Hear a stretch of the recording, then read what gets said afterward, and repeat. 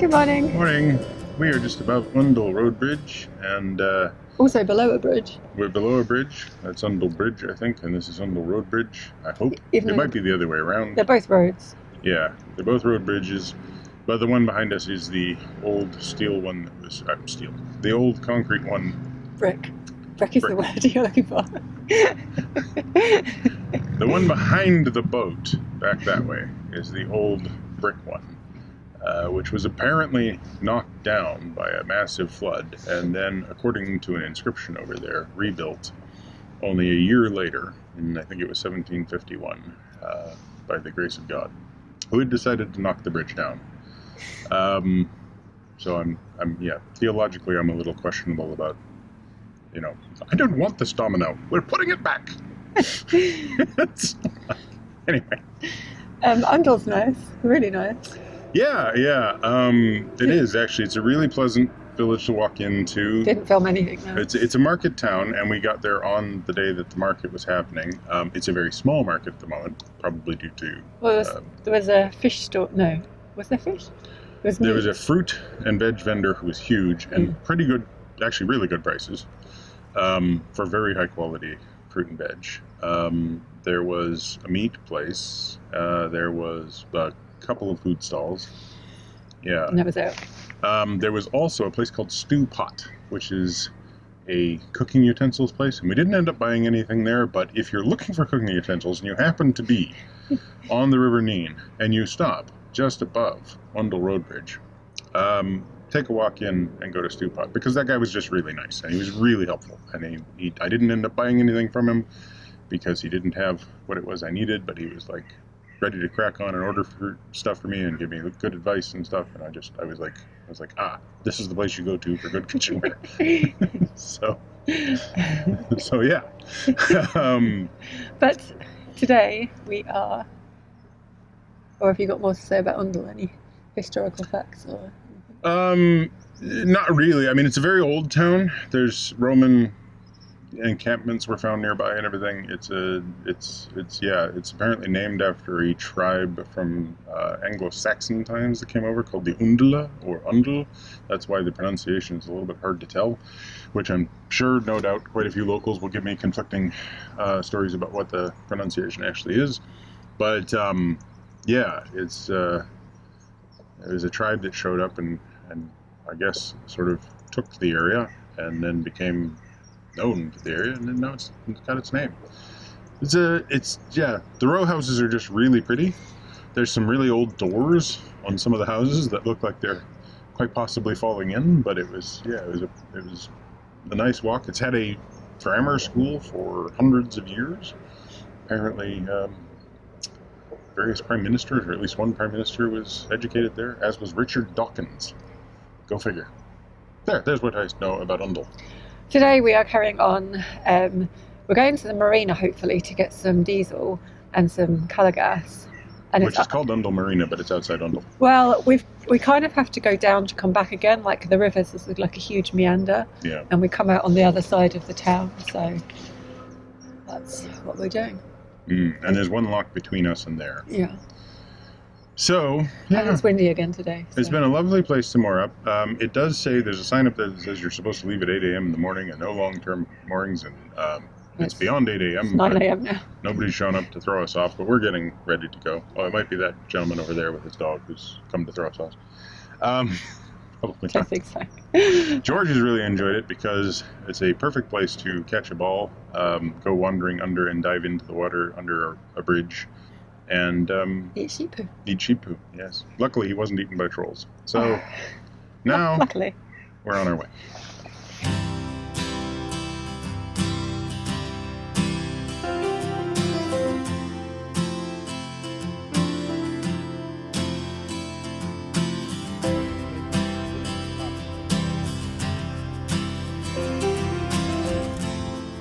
This boat doesn't seem to be adhering to the leave by 8 a.m. rule either.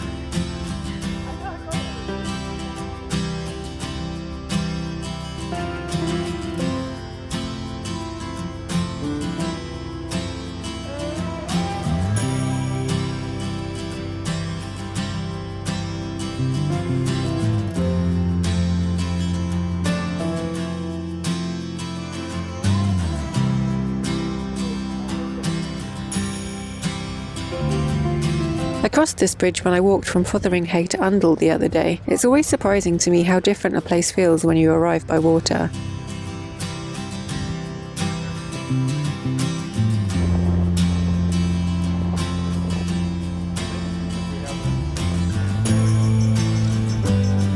Wow, just look at all the fungus growing on that tree. I guess it is mushroom season.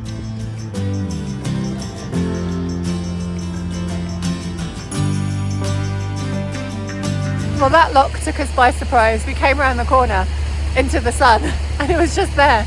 And it's one of the wine by hand wheelie ones. So yay!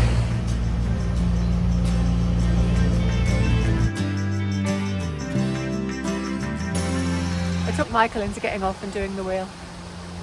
You need to hold the rope here. That's my problem.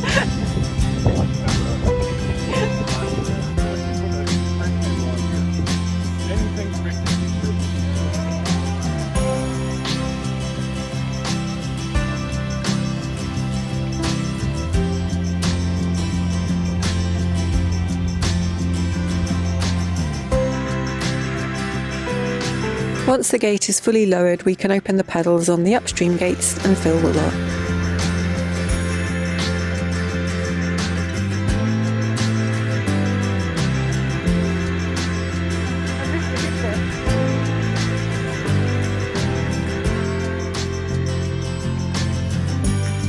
Once the lock is equalised, I move the boat onto the lock landing.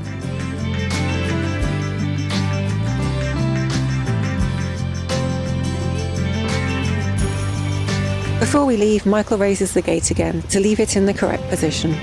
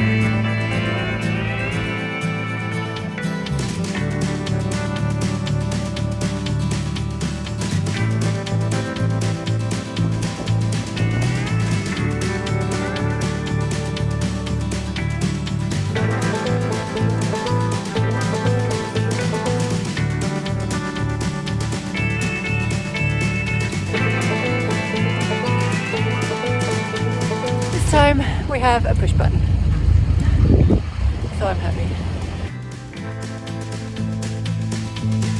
So after this lock we've got the marina where we're going to go in and get some diesel, and a little bit anxious about it. Well, I am, Michael's not, because it's so windy and being around lots of other boats in a confined space in the wind is not ideal, but I'm sure it'll be fine.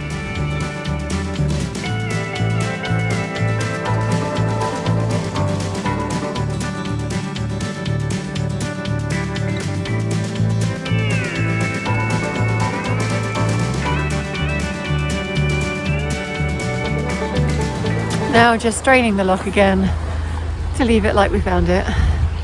Michael's over on the lock landing waiting, and George is waiting there.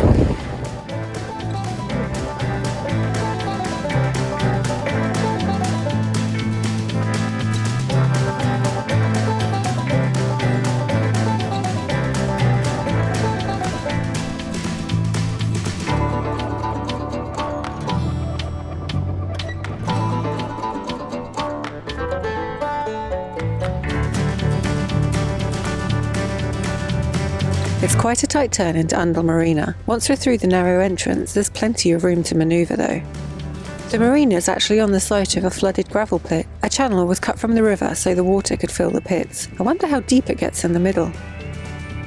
Actually, this is quite possibly one of the most spacious marinas we've ever visited, so despite the wind it's fairly easy to get safely onto the service points, avoiding all the moored boats.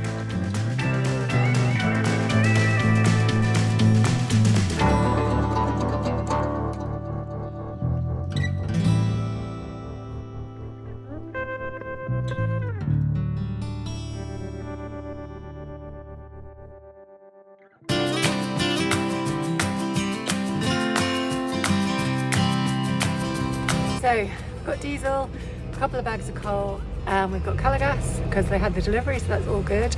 And we're heading out of the marina, and this boat here is about to leave too, and they're going upstream too, so we shall hopefully be sharing locks with them for the rest of the day. So all good.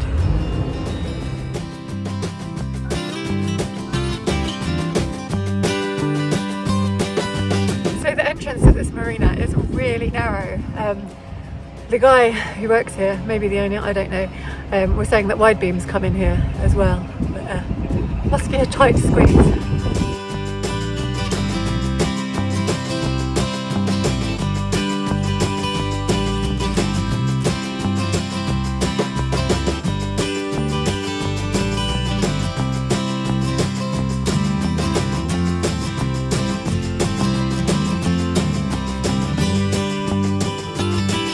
Opposite the marina is the local cruising club.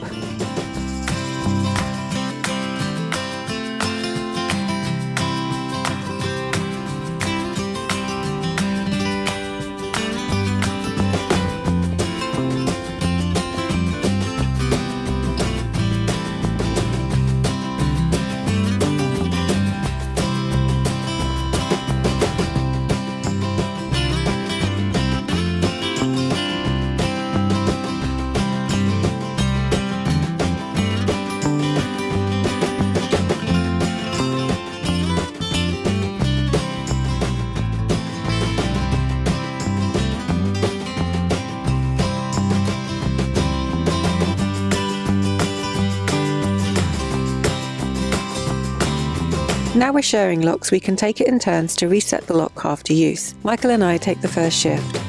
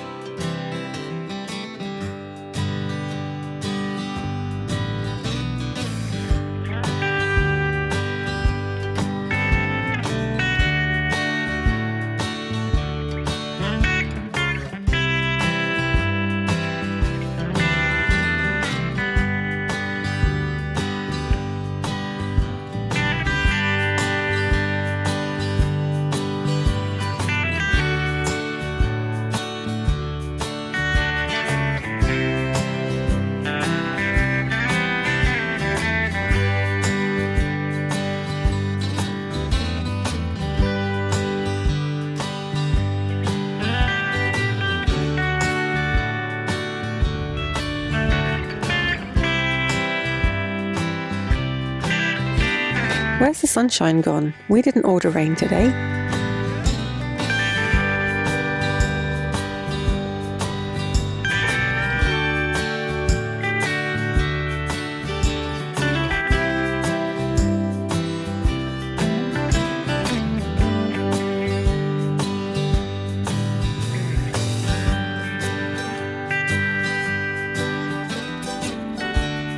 George is always so excited when it's time to get off the boat. He can't keep his little paws still.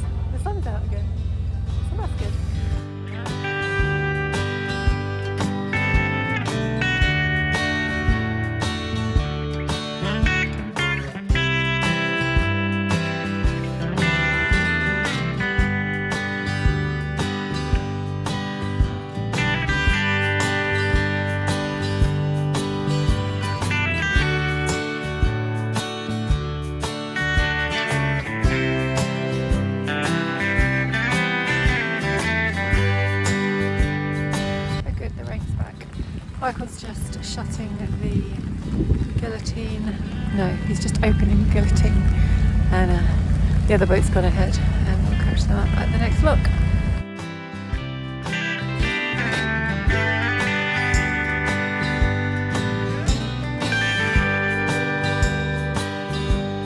And 2 minutes after the rain started again, the sun's back out. It really can't make its mind up today. Here's the weir entrance for the lock that we've just come through.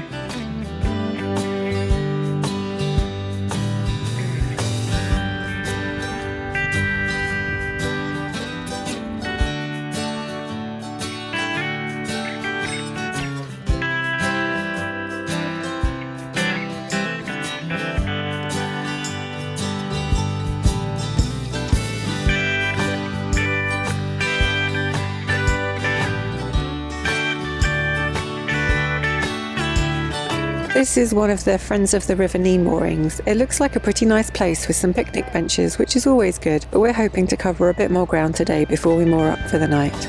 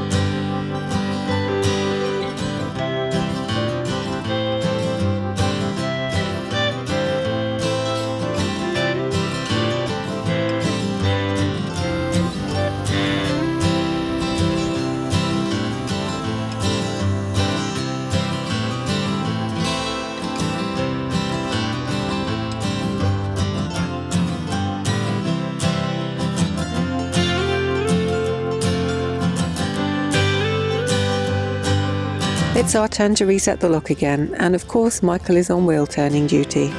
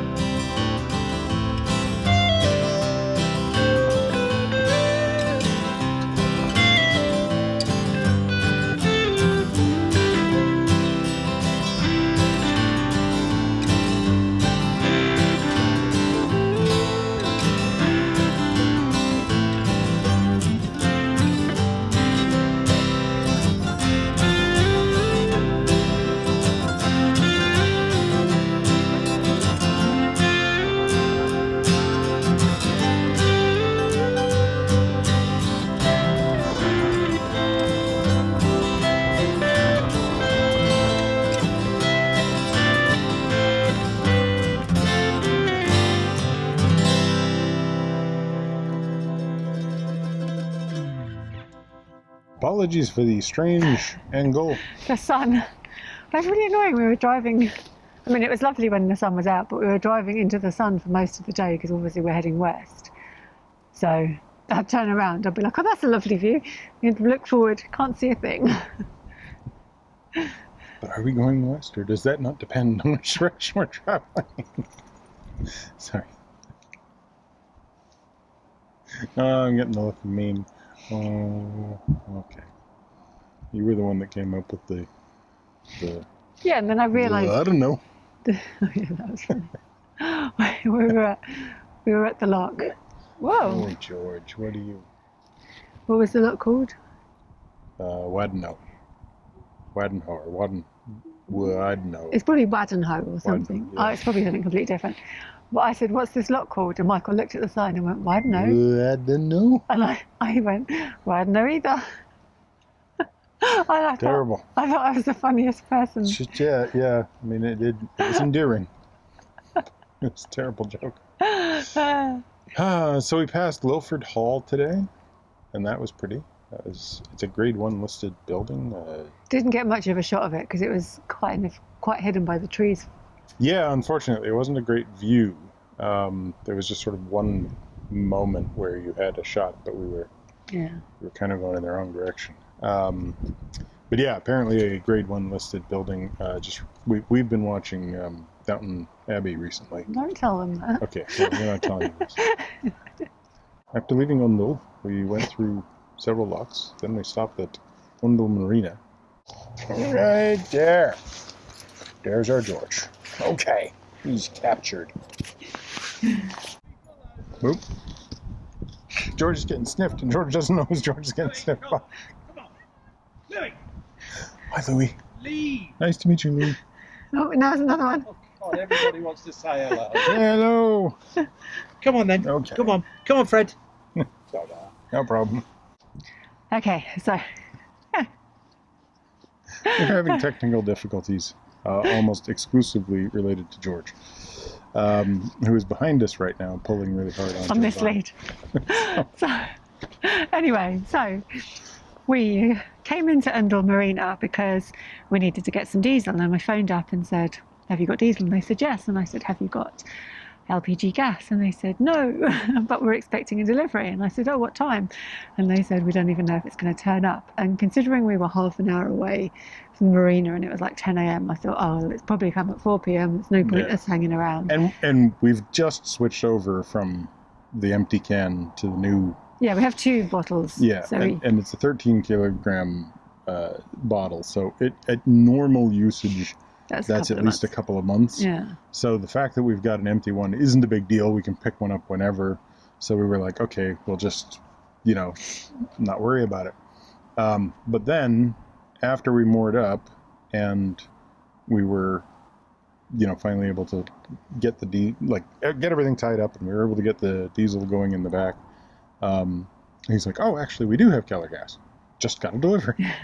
They just had delivery of diesel, coal and gas, so we timed it really well because we actually got 2 bags of coal as well, but there was lots of people filling up their diesel, so I don't know if I don't know if there'll be any more diesel at the end of the day. We got lucky, so we're very happy to have lots of fuel. Yeah. And they were friendly, and we met a viewer, and then we met the other boat that we travelled the locks with, And we're also viewers, and who we've met a few times before. Yeah, and they came up with us to do the rest of the locks up here we were going to go to Islip. Yeah. And we sort of have. Yeah. Yeah. But we're above Islip Lock. And there's only one mooring space down there by the looks of it. And if it was full, it's just a long way to the next one. And we might have to come back and come here. So we just thought, let's just stop here. It's really nice. There's a lovely view. Yeah. We're by the sailing club. Yeah, and there's a nice view over that way. There's an old, seems like probably a house or a barn. No roof. The roof's fallen in. And yeah, it's just a pleasant wind-swept plain across the water. And apparently this is where you stop calling it the Nene and you start calling it the Nene. Not that we'll remember to do. Well, I think that's once you pass Thrapston. Oh, okay, so it's which is below the next lock. Yeah, below the next lock. We get to Thrapston, the town, and once we passed Thrapston, that's when it becomes the Nene. Apparently. There was talk of going into Thrapston to see a church where George Washington's grandfather's wife is buried. Well, it was his great-grandfather's wife. Yeah. Anyway, it's quite a distant relative of George Washington. Apparently, was present here and is buried there, but I'm not going to go to the trouble. Hang on, if it's his grandfather's wife, isn't it? Sorry, his great-grandfather's wife, isn't that his great-grandmother? Well, yeah, that's a bit unclear, isn't it? Yeah, great-grandfather's brother's wife. It was one of those things like Spaceballs where you're reading it and it's like, I am your father's cousin's dog's former roommate. What does that make us? Absolutely nothing. It's the same. Yeah, you were reading it out to me, and I'm like, I cannot wasn't place that this family tree. complicated. It's not that complicated, but I still can't place it. But that's, you know, it's a point of fame apparently of St. James Church, is it? Yeah. In Thrapston. But we're not going to walk in today. We might stay and walk in tomorrow, or we might cruise tomorrow. We've not actually discussed it. So Yeah. it's a 48-hour mooring, so we've got the option, and we've still got a week to get to, or just under a week to get to Northampton. So we've got plenty of time. Yeah, and other than eggs, we don't need to do any shopping or anything. We got some water. Oh, yeah. So the main reason for moving on is to make more progress, and the main reason for not is today we had 3 manual locks. Yeah. 3 where you have to spin a giant wheel. I didn't do much spinning. You did. I did the spinning. The other boat did a bit, Yeah. didn't she? She definitely helped out with one, but I did 2 for sure, and then a third I did at least half of one, like the raising of it, and I done spun myself out. I did about an eighth of one. I feel like my lower back has is kind of saying, Well, it's go just- for the electrical locks, Yeah. go for the powered locks. It's just because you're not used to the action, and it's quite awkward because it doesn't have the handle. Yeah, is it really? Because they've... So the last one, the last lock, I guess what happened was 2 locks back, we came to a lock where it's powered, but for some reason it's powered by a generator. There's a diesel generator that's running there that's actually doing the 220-volt lines to the box that then distributes to the motor that actually does the movement of the lock.